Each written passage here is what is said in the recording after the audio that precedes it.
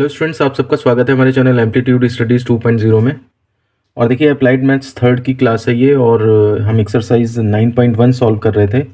पिछले वीडियो में हमने क्वेश्चन नंबर 1 से लेकर क्वेश्चन नंबर 7 तक सॉल्व कर दिए थे, और आज के वीडियो में हम आगे उससे बढ़ेंगे और क्वेश्चन नंबर 8 से लेकर के लास्ट क्वेश्चन नंबर 13 तक सॉल्व करेंगे। देखिए क्वेश्चंस का लेवल थोड़ा सा अब इंक्रीज़ हो जाएगा और कैलकुलेशन भी थोड़ी कॉम्प्लिकेटेड दिख सकती है आपको। तो अगर आपने पहला वीडियो नहीं देखा और इसके थ्योरी वीडियो नहीं देखे हैं तो आप पहले जा कर के उन्हें देखें, तभी आपको आगे समझ में आएगा, और अदरवाइज़ फिर आपको टफ लगने लगेगा ये। तो स्टार्ट करते हैं। चैप्टर का नाम जो हमारा है वो द्विगुण एवं त्रिगुण समाकलन यानी कि double integration and triple integration है, और हम क्वेश्चन नंबर 8 करने जा रहे हैं। ये क्वेश्चन उसी तरह से जिस तरह से क्वेश्चन नंबर 7 था, बस हो सकता है कैलकुलेशन थोड़ी सी आपको मुश्किल नज़र आए। तो आप अगर अपने पुराने कंसेप्ट पे स्टिक रहेंगे तो कोई दिक्कत नहीं आएगी आपको। देखिए इसमें यहाँ पर जो है वो पहले आपको ये चेक कर लेना है कि वेरिएबल है या कांस्टेंट लिमिट है। तो यहाँ पे आपको वेरिएबल लिमिट दिख रही है, फिर जो लिमिट है उसके अंदर आपको x दिखाई दे रहा है। तो इसका मतलब ये फिर आपकी लिमिट जो है वो y की होगी जा करके, और पहले इसी के रेस्पेक्ट में सॉल्व करना है। बाद में फिर ये x की लिमिट होगी जा करके, और ये इसके बाद रेस्पेक्ट में बाद में सॉल्व करना है। तो हम स्टार्ट करते हैं। देखिए सबसे पहले इसको सुविधाजनक रूप में लिख लेते हैं, कन्वीनियंट फॉर्म में। तो 0 to 1 हमने बाहर कर लिया, एक करली ब्रैकेट लगाया जिसमें कि 0 to x square and e to the power y by x. और चूंकि ये y के लिमिट्स हैं तो इसलिए dy जो है वो इनमें करली ब्रैकेट के अंदर कर लिया, और dx जो है वो हमने बाहर कर लिया। अब हम इसको तो एज इट इज़ लिख देंगे 0 to 1। इसको इंटीग्रेट करते हैं। ध्यान दीजिए, एक बिग ब्रैकेट लगाएंगे क्योंकि हम इंटीग्रेशन करने जा रहे हैं, और लिमिट्स ये इधर राइट साइड में 0 to x स्क्वायर लगा देंगे, और dx ये आगे चल गया। अब इसके अंदर सोचिए आप, y के रिस्पेक्ट में इंटीग्रेट करना है e to the power y by x. तो यानी कि e to the power y और फिर x को कांस्टेंट ट्रीट करेंगे तो y के साथ कांस्टेंट से मल्टीप्लाई है। तो इस पर आप इंटीग्रेशन जब करेंगे तो रूल जो होता है e to the power x का e to the power x हो जाता है, और जो x के कोफिशिएंट है उससे डिवाइड कर दिया जाता है।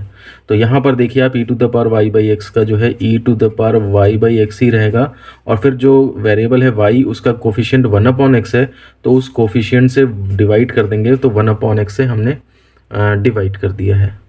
तो ये चीज़ जो बनेगी जाकर के नेक्स्ट लाइन में 0 to 1, x ऊपर आ जाएगा आपका, तो ये हो जाएगा x e to the power y by x, और लिमिट्स 0 to x स्क्वायर लग जाएंगी एंड dx।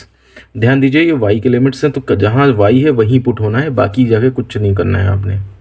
अब हम ये लिमिट अप्लाई कर देते हैं। तो देखिए ये कितना हो जाएगा, 0 to 1, तो इसको ऐसे ही रहने दीजिए। यहाँ पर हम क्या करते हैं, अपर लिमिट और माइनस लोअर लिमिट। तो अपर लिमिट पहले हम एक्स स्क्वायर रखते हैं, तो x e to the power x square upon x, ये हमने अपर लिमिट रख दी, माइनस लोअर लिमिट यानी कि x e to the power and 0 by x यानी कि टू द पावर 0 हो जाएगा जा करके, और ये dx एज इट इज़ आ गया यहाँ से।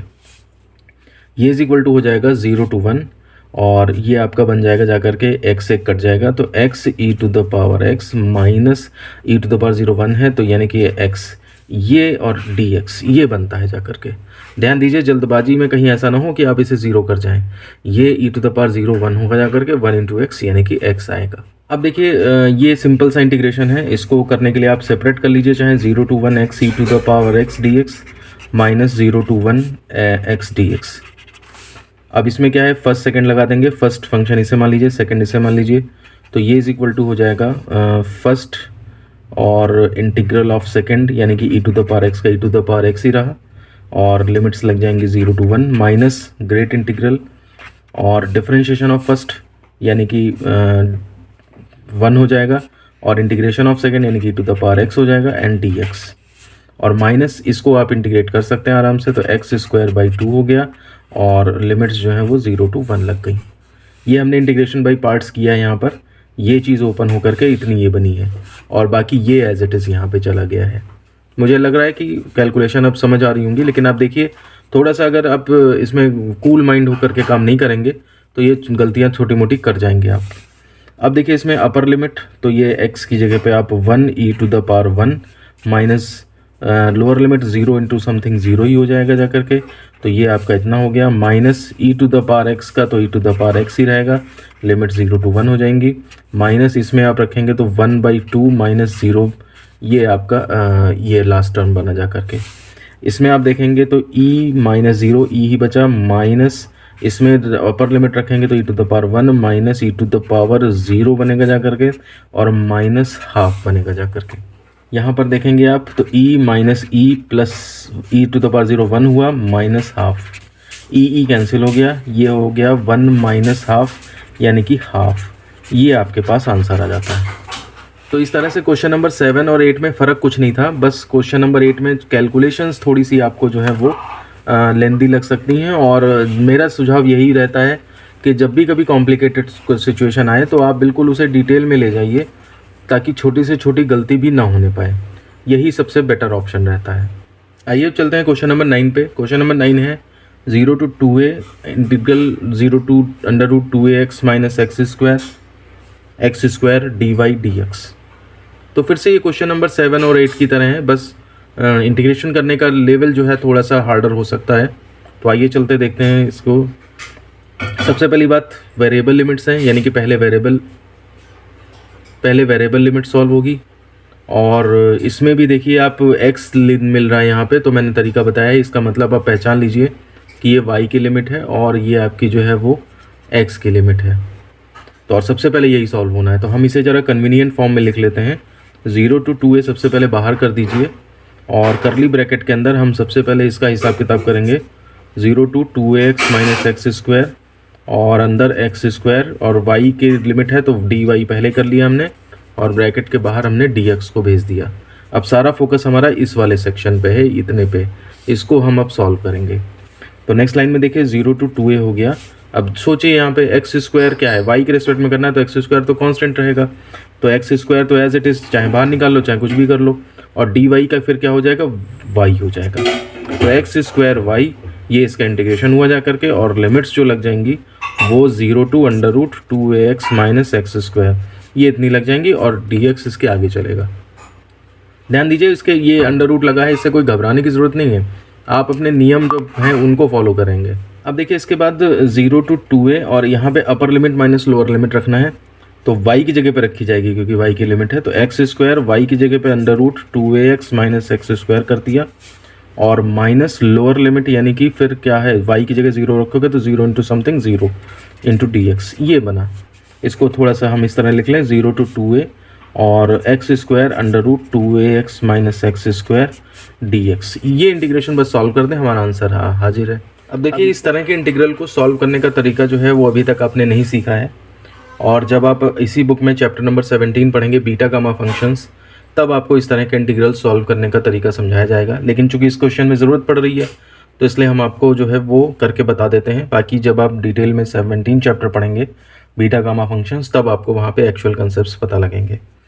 बहरहाल यहाँ पे हम क्या कर सकते हैं कि x जो है वो उसको कॉमन ले लें अंदर से, तो बाहर आकर के x to the power half हो जाएगा। तो ये हो जाएगा आपका 0 to 2a, x to the power 2 और हाफ मिला करके 5/2 हो जाएंगे, और अंदर √2a माइनस एक्स, ये इतना बचेगा। अब इसको ख़त्म करने के लिए हम क्या करेंगे, x की वैल्यू हम पुट कर देंगे 2a लगाना पड़ेगा क्योंकि 2a कॉमन मिल जाए, 2a साइन स्क्वायर थीटा, इस तरह से हम इसकी वैल्यू पुट करेंगे। तो देखिए ध्यान से, put x is equal to 2a sine square theta. समझ लीजिए क्यों कर रहे हैं, ताकि 2a कॉमन लेके बाहर चला जाए तो 1 माइनस साइन स्क्वायर थीटा बने, जो कि कॉस थीटा बन सके। यहाँ देखिए एक बार हम इसे डिफ्रेंशिएट भी कर लेते हैं, ताकि dx की जगह पे क्या पुट करेंगे वो भी पता लग जाए। तो dx is equal to 2a तो कांस्टेंट है, साइन स्क्वायर थीटा का 2 साइन थीटा हो गया जा करके, साइन थीटा का एक बार और differentiation cos theta D theta, ये इस तरह से हमारे पास वैल्यू निकलती है। और साथ ही साथ अगर हम देख लें लिमिट्स क्या बनेंगी हमारी, तो यहाँ से चेक कर लीजिए, at x is equal to 0, lower limit की बात करें तो यहाँ से 0 is equal to 2a sine square theta, यानी कि ये तो ख़त्म हो गया, साइन स्क्वायर थीटा 0 बना जाके, यानी कि इसको साइन थीटा 0, और यहाँ से आप साइन 0 लिख लो इसे, तो थीटा इज इक्वल टू 0 आ गया। तो लोअर लिमिट तो इस तरह से कन्वर्ट हो गई। और इसी पे बात करें हम eight x equal to 2a, तो 2a पे जब आप देखोगे जा करके, तो यहाँ पे इससे देखो तो 2a is equal to 2a sine square theta, तो साइन ये कट गया, तो sine square theta is equal to 1, इसको आप साइन थीटा 1 कर लो और फिर उसके बाद साइन π/2 कर लो, तो यानी कि यहाँ से आपका थीटा π/2 आ जाता है। तो अब हमने लिमिट भी चेंज कर ली है, x की जगह क्या रखना वो भी पता है, dx की जगह क्या रखना है वो भी पता है। तो इसको अगर हम आई मान लेते हैं तो ये हमारा हो जाएगा हेंस अवर इंटीग्रल बिकम्स। तो देखिए ध्यान से, आई इज इक्वल टू हो जाएगा जा करके 0 to 2 एक जगह π/2 हो जाएगा। ये 0 to π/2 यहाँ से ये लिमिट हो गई, ये इस पे 0 आई थी और ये π/2 आई थी। उसके बाद x टू द पावर 5/2, तो x का मतलब ये हो गया 2a sin square theta two the power 5/2 हो जाएगा जा करके। और फिर उसके बाद under root 2a minus x का मतलब ये हो जाएगा आपका कितना, 2a sin square theta, 2a sin square theta हो जाएगा जा करके। और फिर उसके बाद dx की जगह पे जो है वो आपका ये हो जाएगा जा करके। तो ये आपका 2a और 4a sin theta cos theta D theta, 4a sin theta cos theta D theta, इतना ये बनना चाहिए। अब इसमें देखिए 2a जो है वो यहाँ पर है कांस्टेंट, सब बाहर निकालते हैं तो 2a टू द पावर 5/2 ये बाहर आ गया। इसके अंदर से 2a कॉमन निकलेगा तो 2a to the power half बाहर आ जाएगा और 4a यहाँ से बाहर निकलेगा, ये सब बाहर निकल आए। 0 to π/2 अंदर बचा जाके sign square theta two the power 5/2, यानी कि 2 पावर कैंसिल हुई और sign to the power 5 theta ये बना। अंडर रूट के अंदर 1 माइनस साइन स्क्वायर थीटा यानी कि कॉस स्क्वायर थीटा बना, अंडर रूट लोगे तो कॉस थीटा बचेगा। यहाँ से आपका sine theta cos theta D theta ये बना जा करके। अगली लाइन में अगर हम देखें तो ये आपका 2a to the power 5/2 plus half यानी कि 6/2 यानी कि 2a टू द पावर 3 हो जाएगा जा करके इंटू 4a। और ये आपका 0 to π/2 sine to the power 1 5 और 1 6 6 theta and cos square theta D theta ये बनता है जा करके। 2 का क्यूब 8 हो जाएगा, 8 चौको 32, तो 32a to the power 4 and 0 to π/2 sine to the power 6 theta cos square theta D theta, ये इतना आया जा करके। अब ये फॉर्मूला, ये कोई फॉर्मूला नहीं है हमारे पास इंटीग्रल का, ये बीटा गामा फंक्शन ही लगाना है हमने इसके अंदर और उसकी प्रिपरेशन करने के लिए हमने ये सब्स्टिट्यूशन पुट किया है। अब यहाँ पर आकर के थोड़ा सा ठहराव लीजिए और आपको बीटा गामा फंक्शन में एक फॉर्मूला हम बताने जा रहे हैं जिसको आपको अभी तो याद करना है, लेकिन जब बीटा गामा फंक्शन पढ़ेंगे तो वहाँ पे ये आपको इसका प्रूफ वगैरह सब बताया जाएगा। साथ ही साथ गामा कैसे निकालते हैं वो चीज़ भी पता होनी चाहिए। तो मैं हल्का सा बता दूं कि गामा निकालने का तरीका, चलो अभी थोड़ी देर में बताता हूँ, पहले इसको थोड़ा सा आगे ले जाते हैं, पहले मैं वो वाला फॉर्मूला बता दूं। तो थोड़ा सा वीडियो में ध्यान अपना हटाइए अब, और थोड़ा सा हम एक फॉर्मूला और गामा के बारे में थोड़ा सा बता रहे हैं यहाँ पे, क्योंकि अभी आपने अगर नहीं पढ़ा है तो इस क्वेश्चन को करने लायक आपके पास नॉलेज आ जाए। अब देखिए उस क्वेश्चन को तो थोड़ी देर रोकते हैं हम, और ये हम आपको एक फॉर्मूला बताते हैं जिसे आपको ध्यान रखना है। अगर आपको कभी 0 to π/2 इंटीग्रल करना पड़े और साइन की पावर कुछ भी हो, sine to the power p theta and cos to the power q theta और d थीटा आगे लगा हुआ है, तो अगर sine to the power p theta हो, cos to the power q theta हो, d थीटा हो और इस तरह का इंटीग्रल आपको करने को मिले, तो इसकी डायरेक्ट वैल्यू, डायरेक्ट फॉर्मूला जो होता है वो होता है गामा p + 1/2 गामा q + 1/2, यानी कि साइन की पावर जितनी है उसमें +1/2, कॉस की जितनी पावर है उसमें +1/2 comma upon 2 gamma p + q + 2/2। ये गामा का सिंबल होता है, ये अंडर रूट नहीं है, ठीक है ना। अंडर रूट में तो ये नीचे जाके ऐसे भी हो जाता है, ये गामा का सिंबल है। तो ये फॉर्मूला जो है आप हमेशा ध्यान रखेंगे अगर आपको इस तरह के क्वेश्चन सॉल्व करने हैं तो। और ये गामा कैसे सॉल्व होता है किसी चीज़ का, तो मैं हल्का सा हिंट आपको दे देता हूँ। ध्यान दीजिए, गामा 1 का 1 होता है, फैक्टोरियल का मतलब छोटा भाई आप इसे समझ सकते हैं। गामा 1 1 होता है और गामा हाफ अगर करना है तो वो √π होता है जा करके। ये दो चीज़ें पहले ध्यान रखिए। अब जैसे मान लिया सपोज़ फैक्टोरियल आपका 4 खोलना है तो वो 4 × 3 × 2 × 1 हो जाता है, लेकिन अगर आपको गामा 4 खोलना है तो वो आपका एक कम से स्टार्ट होता है, 3 × 2 × 1 ऐसे करके ये चलता है गामा, ठीक है ना। तो ये बात ध्यान रखिएगा कि फैक्टोरियल 4 और बाकी इसमें कनेक्शन गामा n = और क्या होता है n-1 या n+1 या जो भी है वो चीज़ें फिर डिटेल में बाद में समझ में आएंगी, अभी मैं केवल सॉल्व करना बता रहा हूँ आपको। तो अगर आपके पास इंटीजर है मतलब अंक है तो उसका जो है वो गामा इस तरह से निकालेंगे आप। लेकिन अगर आपके पास मान लिया सपोज़ करिए गामा 5/2 निकालना है, तो फिर देखिए एक कम से स्टार्ट होगा 3/2, एक कम और कर दीजिए 1/2, और फिर उसके बाद लास्ट में अंडर रूट पाई और लगा देते हैं। ये एक अलग सी बात है। हाँ, ध्यान दीजिए फैक्टोरियल फ्रैक्शन का नहीं खुलता, भिन्नों का फैक्टोरियल नहीं होता, लेकिन गामा जो है वो अंकों का भी होता है और भिन्नों का भी होता है। और ये 5/2 जैसे खुलना है तो 3/2, 1/2 रूट पाई। एक्चुअली ये भी गामा 1 पे ख़त्म होता है, गामा 1 हो जाता है, तो इसलिए वहाँ पता नहीं लगता। लेकिन यहाँ पे कम होते होते होते होते गामा हाफ आता है जब, तो उसकी वैल्यू फिर रूट पाई ये पड़ती है जा करके, तो इसलिए वो अलग से नज़र आती है। तो अंकों का कैसे गामा खोलना है और भिन्नों का कैसे खोलना है, ये चीज़ें जो हैं वो हमने आपको बता दी हैं। गामा क्या होता है ये बता दिया, और यही गामा जो है वो यूज़ हुआ है यहाँ पे, ये भी आप समझ लीजिए। और sign to the power P theta cos to the power Q theta D theta का इंटीग्रल का वो करना है जीरो, और लिमिट भी यही होनी चाहिए 0 to π/2, तो वो इस तरह से होता है।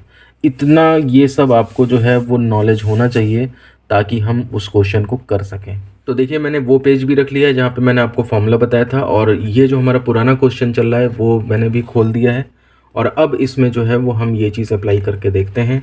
तो देखिए इसमें साइन 0 to π/2 लिमिट सेम है, sign to the power 6 theta cos to the power 2 theta, यानी कि p की वैल्यू 6 है, q की वैल्यू 2 है। तो ये वाला फॉर्मूला यहाँ पे सीधे अप्लाई किया जा सकता है। तो ये इज इक्वल टू हो जाएगा 32a टू द पावर 4 वही रहेगा, और ये गामा 6 + 1/2 गामा 2 + 1/2 डिवाइडेड बाई, और नीचे क्या है 2 गामा, दोनों का एडिशन +2 और अपॉन 2, तो यानी कि 6 + 2 इन दोनों की पावर का एडिशन हो गया, +2 एक्स्ट्रा, ये फॉर्मूला देखते रहिए आप ध्यान से, एंड डिवाइडेड बाई 2। ये मैंने जो है वो gamma function, beta gamma function का फॉर्मूला जो है वो यहाँ पे अप्लाई कर दिया है। अब बस ऐसे हमें गामा के जो तरीके बताए हैं मैंने, गामा हाफ या गामा इंटीजर का कैसे सॉल्व करते हैं, एक कम से खुलता है, वो चीज़ ध्यान रख के और अब हम इसे सॉल्व करना शुरू करते हैं। तो ये हो जाएगा आपका, देखिए 32a to the power 4 gamma 7/2 gamma 3/2 upon 2 gamma 6 2 8 10 2 5 gamma 5। तो ये इंटीजर है, वो दो फ्रैक्शन है। देखिए अब उसी तरीके से खोल देते हैं जो बताया है। 32a to the power 4 gamma 7/2 खुलेगा कैसे, एक कम से, यानी कि 5/2, फिर एक और कम यानी कि 3/2, फिर एक कम यानी कि 1/2, और लास्ट में अंडर रूट पाई आएगा। ये तो इसका हिसाब हुआ। अब आगे देखिए, ये एक ब्रैकेट में कर लेता हूँ चलो। उसके बाद गामा 3/2 यानी कि एक कम हाफ, और उसके बाद रूट पाई पे ख़त्म होगा जा करके। उसके बाद नीचे आइए तो 2, और ये गामा 5 है, तो एक कम से खोलेंगे तो 4 × 3 × 2 × 1 ऐसे करके ये खुलेगा जा करके। 4 और 2 8 2 16, 16 से आप इसको 2 32 कर दो, ठीक है। तो ये आपका बनेगा जा करके कितना, 2a टू द पावर 4, और हालांकि इस 2 को इससे काट सकते थे, लेकिन चलो कोई बात नहीं। 5 दिया 15, 15 ये है, और रूट पाई पाई बन जाएंगे, तो 15 × पाई अपॉन, और ये आपका कितना बनता है जा करके, ये 2 4 2 8 2 16, 16 × 3, 16 × 3 ये नीचे बनता है आकर के। तो अब यहाँ से देखिए 2 8 जा और 3 5 जा, तो ये आपका बनेगा जा करके 5/8 और पाई A4, तो ये 5/8 पाई A4, ये आपका आंसर आता है। और इस तरह से हमारा क्वेश्चन सॉल्व हो जाता है। तो देखिए इस क्वेश्चन में प्रॉब्लम तरीका नहीं थी, मेथड तो पता था हमें, लेकिन इंटीग्रेशन जो है वो इतना कॉम्प्लिकेटेड हुआ जा करके कि हमें बीटा गामा फंक्शन से कंसेप्ट लाने पड़े, और वहाँ से जब ये सॉल्व हो पाया। तो अगर आपने बीटा गामा फंक्शन अभी तो नहीं पढ़ा होगा, अगर पढ़ रखा होता तो उस केस में ये चीज़ नॉर्मल होती है आपके लिए, लेकिन चूँकि नहीं पढ़ा इसलिए वो अलग से बताना पड़ा मुझे, इसलिए क्वेश्चन की लेंथ थोड़ा सा बढ़ गई। तो इस वजह से जो है वो ये क्वेश्चन इस तरीके से सॉल्व होगा। मुझे उम्मीद है समझ आ रहा होगा। अगर कोई प्रॉब्लम है तो आप वीडियो को दोबारा से देखें, समझने की कोशिश करें, और नहीं तो फिर कमेंट बॉक्स में हमें बताएं, तो हम देखते हैं कि क्या और किया जा सकता है इसके लिए।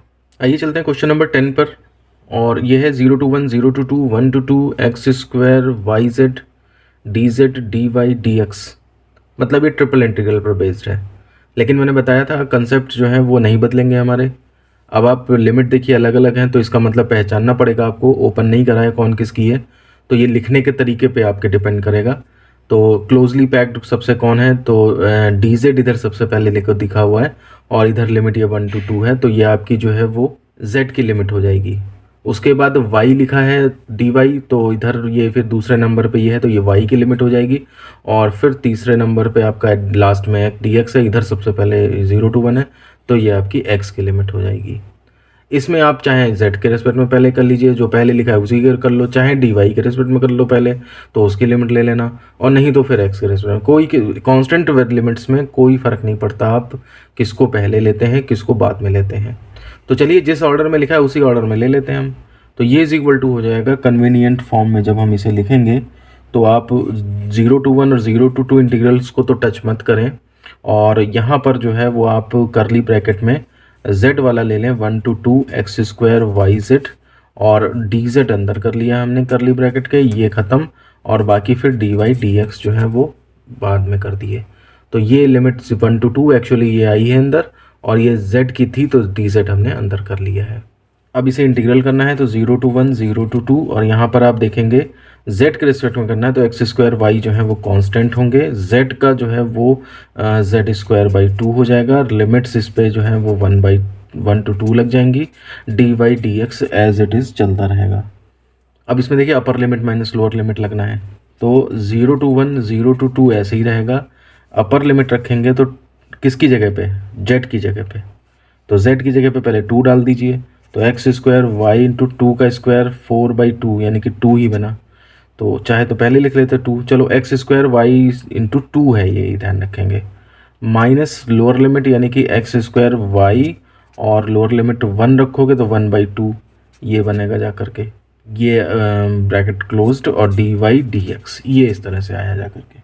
इसमें देखें तो 0 to 1 0 to 2, और एक्स स्क्वायर वाई अगर कॉमन ले लो तो 2 माइनस हाफ यानी कि 3/2 बनेगा, तो 3/2 एक्स स्क्वायर वाई और dy dx ये इस तरह से बनता है जा करके। अब देखिए इसमें 3/2 तो उसको तो सबसे बाहर निकाल दीजिए, और यहाँ पर आपका देखिए चलिए y को ले लेते हैं अब, है ना, दूसरे नंबर पे y था, तो 0 to 1 और करली ब्रैकेट में अब हमने 0 to 2 और एक्स स्क्वायर वाई और डी वाई ले लिया, और करली ब्रैकेट क्लोज dx बाहर कर दिया। मतलब जो डबल इंटीग्रेशन में सीखा है वही काम जो है वो एक बार और करना है, तो जा करके ट्रिपल इंटीग्रेशन सॉल्व होता है। तो मुझे उम्मीद है अब ये आसान लग रहा होगा कि क्या कर रहे हैं, समझ में आ रहा होगा आपके।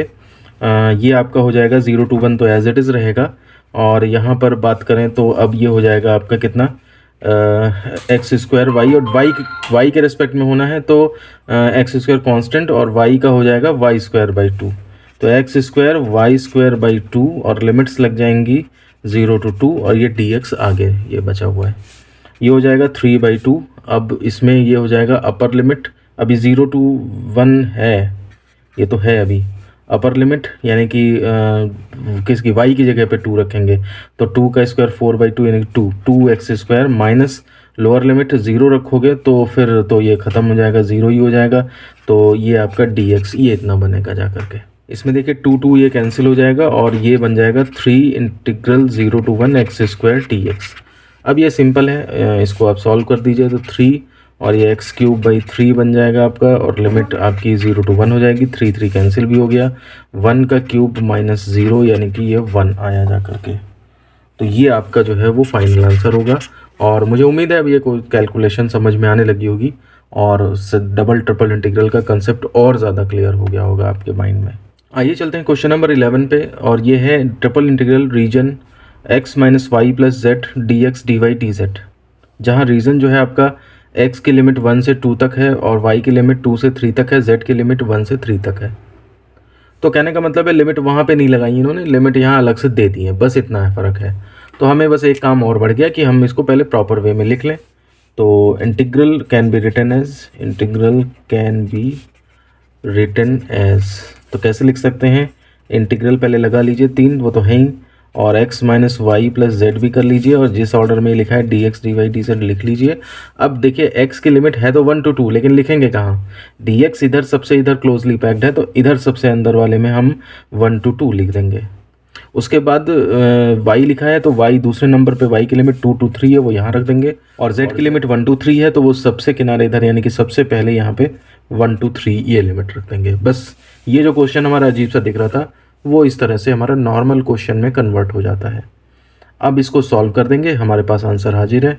तो देखिए सबसे पहले हम एक्स के रेस्पेक्ट में करते हैं। अब मैं थोड़ा स्पीड बढ़ा देता हूँ इस क्वेश्चन में, क्योंकि कंसेप्ट तो आपको पता ही है। तो इसे सबसे पहले कन्वीनियंट फॉर्म में लिख देते हैं। तो 1 to 3 2 to 3 ये तो किनारे रखा, करली ब्रैकेट में 1 to 2 x minus y plus z, और इधर से डी एक्स ये वाला ले लिया, और करली bracket closed, d y d z किनारे कर दिए। अब x के रेस्पेक्ट में देखिए इंटीग्रेट होना है, तो 1 to 3 2 to 3 में कोई फ़र्क नहीं पड़ता। यहाँ पर देखिए x का इंटीग्रल x के रेस्पेक्ट में x square by 2, y constant है तो y इंटू एक्स, 1 का x हो जाएगा, प्लस z भी कांस्टेंट है तो z इंटू एक्स, और लिमिट जो है 1 to 2 लग गई, और डी वाई डी जेड आगे लिखा हुआ है, अपर लिमिट माइनस लोअर लिमिट, लेकिन ये x की जगह पुट होंगी। तो ये हो जाएगा 1 to 3 2 to 3, और यहाँ पर अपर लिमिट यानी कि x की जगह 2, तो 2 का स्क्वायर 4/2 यानी कि 2 माइनस 2y प्लस 2z, ये तो हो गया अपर लिमिट x की जगह पुट हुई, माइनस लोअर लिमिट तो 1/2 माइनस वाई इंटू 1 यानी कि y प्लस z इंटू 1 यानी कि z, ये आपकी लोअर लिमिट हुई जा करके, ठीक है ना। और माइनस चूँकि लगा है इसलिए करली ब्रैकेट लगा देना चाहिए यहाँ पे, और ये आपका जो है वो डी वाई डी जेड ये हो गया जा करके। नेक्स्ट लाइन में देखिए 1 to 3 2 to 3, यहाँ पर आपका 2 माइनस हाफ यानी कि ये कितना हो जाएगा 3/2 हो जाएगा, माइनस का 2y प्लस का y यानी कि माइनस का y, और प्लस का 2z माइनस का z यानी कि प्लस का z बचा इतना, और dy dz ये बचता है जा करके। अब आगे का काम मैं आपके लिए छोड़ रहा हूँ, आप इसी तरह से फिर y को ले लेंगे अंदर करली ब्रैकेट में 2 to 3, और dy ले लेंगे, y के रिस्पेक्ट में से इंटीग्रेट करेंगे, लिमिट्स पुट करेंगे, फिर उसके बाद z के रिस्पेक्ट में। कमेंट करके बताइए अब आप ये सब कर लेंगे, आपको इजी लग रहा है या नहीं, मतलब कहीं ऐसा ना हो फिर आप कहें कि बीच में ही छोड़ दिया। तो ये प्रोसीजर आप जो है वो डू योरसेल्फ, और फिर मैं इसका फाइनल आंसर बता देता हूँ आपको। इसका फाइनल आंसर जो है वो आंसर जो है 2 आ रहा है, तो इतना ये आपका आएगा, ये आराम से आ जाएगा। कोई प्रॉब्लम हो तो आप कमेंट करके बताइएगा, अदरवाइज़ अब मुझे लगता है नहीं है कि, क्योंकि इंटीग्रेशन भी सिंपल है, कोई ये इंटीग्रेशन आगे जाके प्रॉब्लम नहीं करेगा आपके लिए, केवल ये लेंदी हो सकता है क्वेश्चन, कॉम्प्लिकेटेड नहीं होगा जा करके, ठीक है ना। तो इसको आप ट्राई करें और फिर मुझे बताएं कमेंट करके कि आपसे लग गया या नहीं। आइए चलते हैं क्वेश्चन नंबर 12 पे। ये क्वेश्चन है 0 to 3 0 to 2 0 to 1 x plus y plus z d z d x d y, बस ट्रिपल इंटीग्रल है। फंक्शन भी देखिए बिल्कुल बस सेम है, बस पिछले क्वेश्चन में यहाँ पे माइनस था, यहाँ पे अब वो प्लस कर दिया है, और इंटीग्रेशन भी कोई खास ऐसा टफ नहीं है कि मतलब आप नहीं कर पाएंगे। तो मेरे हिसाब से इस क्वेश्चन को आपको कर लेना चाहिए। और इसका जो देखिए z की लिमिट ये है, और x की लिमिट ये है, और y की लिमिट जो है वो ये है। बिल्कुल सिंपल सा क्वेश्चन है, कांस्टेंट लिमिट है, चाहे किसी के उसमें भी सॉल्व करें।